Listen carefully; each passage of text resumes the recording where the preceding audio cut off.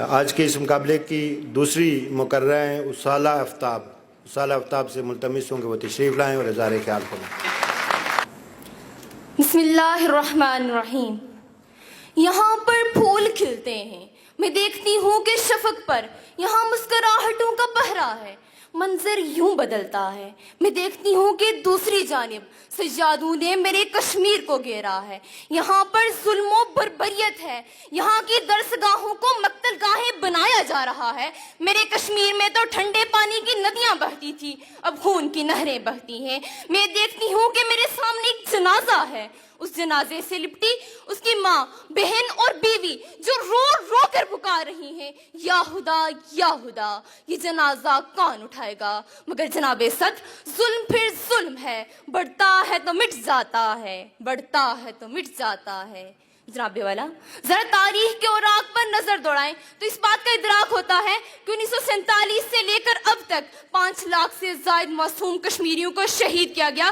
کشمیر میں حق خود ارادیت کا مطالبہ کرنے والی ان معصوم کشمیریوں کے خون کے ساتھ ہولی کھیلی جا رہی ہے، مگر عالمی برادری خاموش تماشائی کا شرمناک کردار ادا کر رہی ہے۔ جی ہاں جناب صدر، وہ کشمیر جسے اہل نظر ایران صغیر کہتے تھے، اپنا خیرہ سمجھتے تھے، پھر دوسری گمگشتہ کہتے تھے، آج وہ کشمیر جہنم زار بنا ہوا ہے۔ آج اس کشمیر کے گلیوں اور بازاروں میں خون کے دریا بہائے جا رہے ہیں، مگر عالمی برادری خاموش ہے۔ جناب والا خاموش ہے۔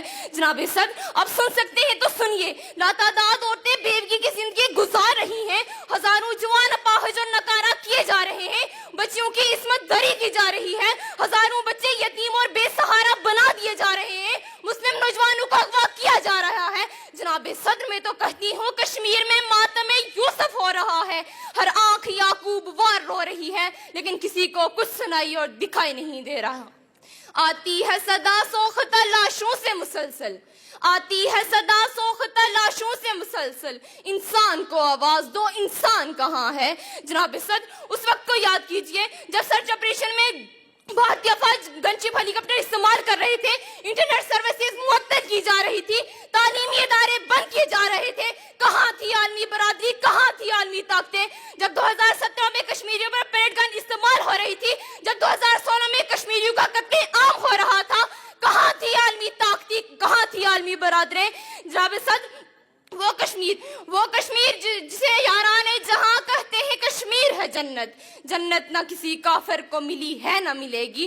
جناب صدر، جب سرچ آپریشن میں گن شپ ہیلی کاپٹر کے استعمال کرنے پر عالمی برادری نے آواز نہ اٹھائی، جب برہان وانی کو شہید کیا گیا، عالمی برادری خاموش تھی، جب مقبول بٹ کو پھانسی دی جا رہی تھی، عالمی برادری خاموش تھی، جب سجاد افغانی کو شہید کیا گیا، کہاں تھی عالمی برادری، کہاں تھی عالمی طاقتیں؟ جناب صدر، میں تو کہتی ہوں کشمیر کے لہو کے چھینٹے اقوام متحدہ تک جاتے ہیں، لیکن افسوس تو اس بات کا ہے کہ لہو کی ان بوندوں کا قرض چکانے والا کوئی نہیں۔ یوں جلتی وادی میں وقت کے فرعونوں نے انسانی اعضاء کی قیمت مقرر کر دی ہے۔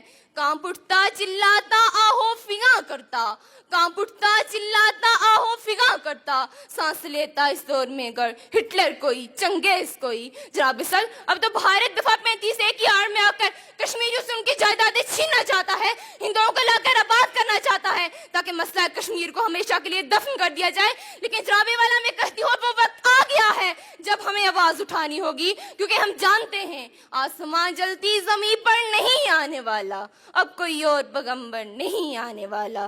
پیاس کہتی ہے کہ ریت نچوڑی جائے، اپنے حصے میں سمندر نہیں آنے والا۔ تو پکارے گا تو اے صحن حرم آئیں گے، پر اڑاتے ہوئے نصرت کے علم آئیں گے، اب ابابیلوں کی مانند ہم آئیں گے، یہ الگ بات کے تعداد میں کم آئیں گے۔ ان اشعار کے ساتھ اجازت چاہوں گی۔ ہے حق ہمارا آزادی، یہ لفظ پیارا آزادی، بڑی عزت والا آزادی، بڑی عظمت والا آزادی۔ ماؤں سے پوچھا ممتا بولی، باپ سے پوچھا شفقت بولی، بھائیوں سے پوچھا غیرت بولی، بہنوں سے پوچھا عصمت بولی۔ ہے حق ہمارا آزادی، یہ لفظ پیارا آزادی، تو کیسے نہ دے گا آزادی، تیرا باپ بھی دے گا آزادی۔